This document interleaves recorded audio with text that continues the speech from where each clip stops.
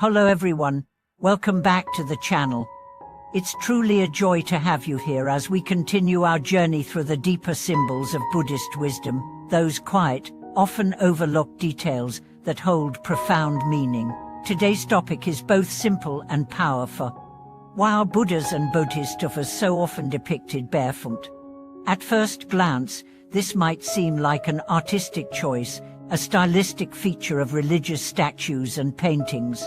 But in fact, the imagery of bare feet carries layers of spiritual symbolism, ethical teaching, and meditative insight.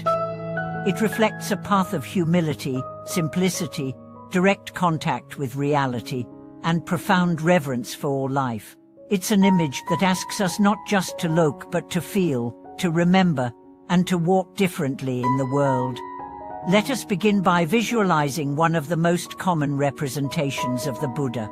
He stands or sits, as soft and serene, hands in a mudra of peace or teaching, robes flowing gently, and feet uncovered, resting gently on the earth. Why is this detail important? What message does it send, not just to ancient followers, but to us, right now, in a world of concrete streets, digital lives, and relentless distraction?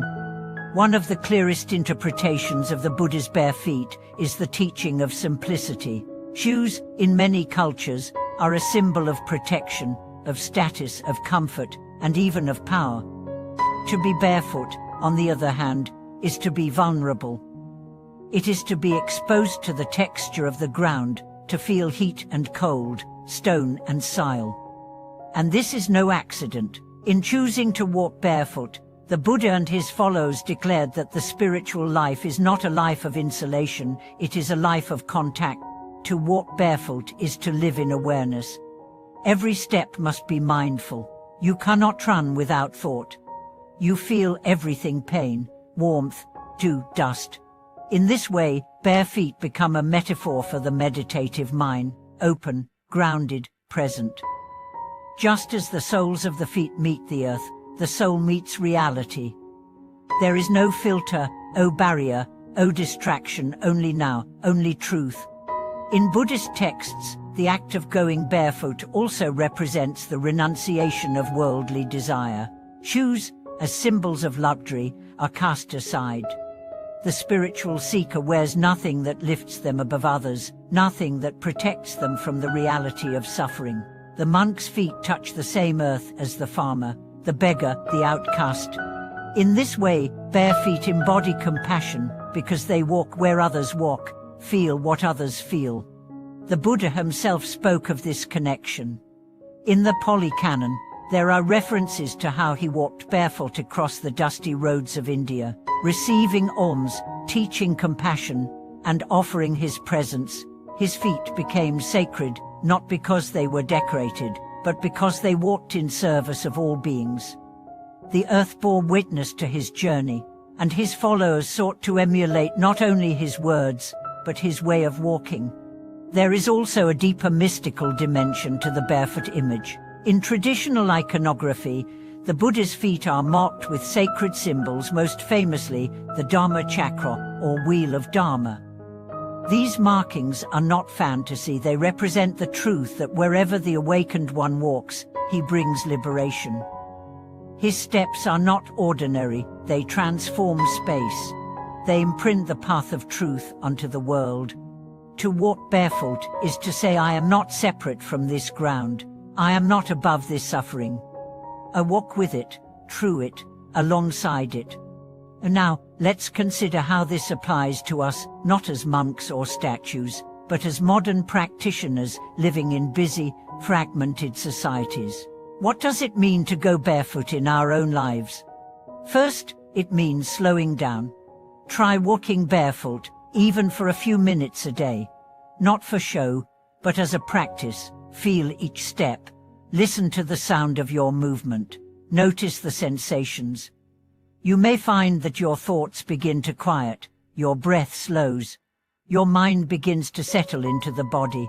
This is a form of mindfulness so simple, so natural, that it often gets overlooked. Second, it means humility. When we walk barefoot, we walk without armor, without status, without pride, we become equal to all. This physical act begins to soften the ego. It reminds us that we are not above anyone or anything, that we too are subject to the elements, to impermanence, to the earth's call. Third, it means returning to the body, to the breath, to the present. Shoes often take us away. They let us run without thinking, distance ourselves from discomfort. Bare feet call us home. They say, be here, be with what is. This is the ground of transformation. The practice of going barefoot is also a reminder of interconnectedness. The earth supports us with every step. Yet how often do we notice, when our skin touches the soil, the grass, the stone, we remember we are not separate. We are part of a living web. This remembrance naturally gives rise to care, to reverence, to a desire to walk lightly, to harm less, to take only what we need. Master Gronkin once said, "If your feet are clean, your heart will follow." He wasn't speaking of physical cleanliness. He meant integrity, simplicity, purity of conduct. When we walk barefoot through the world, we walk without pretense. We cannot hide our footprint. Every step becomes a statement: I am here, I am awake, I leave no harm behind. This awareness expands into every part of life. How do we move through relationships, through work, through speech? Are we stepping gently, or are we stomping through, unaware of the impressions we leave?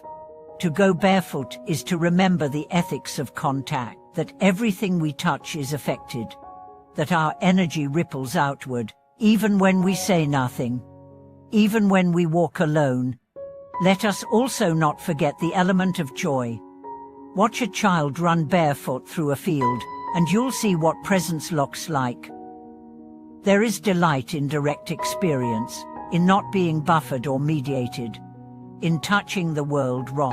This too is the gift of the barefoot Buddha, not only to endure, but to enjoy. Not only to feel sorrow, but to feel wonder. Not only to know the path, but to walk it with open feet, open eyes, open heart. And what of the dreams where the Buddha appears barefoot? Many practitioners over the centuries have reported dreams in which they see the Tathagata walking without shoes, or see their own feet suddenly uncovered. These dreams are considered auspicious not because of superstition, but because they point to awakening. They symbolize a stripping away of falseness, a return to essence, a readiness to walk with truth. So next time you see a Buddhist statue, don't just look at the face. Look at the feet. See where they point. See how they touch the earth. And then ask yourself, how do I walk? What impressions do I leave? Where do my steps lead me? The barefoot path is not a call to poverty. It's a call to presence. It's a vow to walk with awareness, to remember what matters, to feel the ground that supports us all. Thank you for watching this video.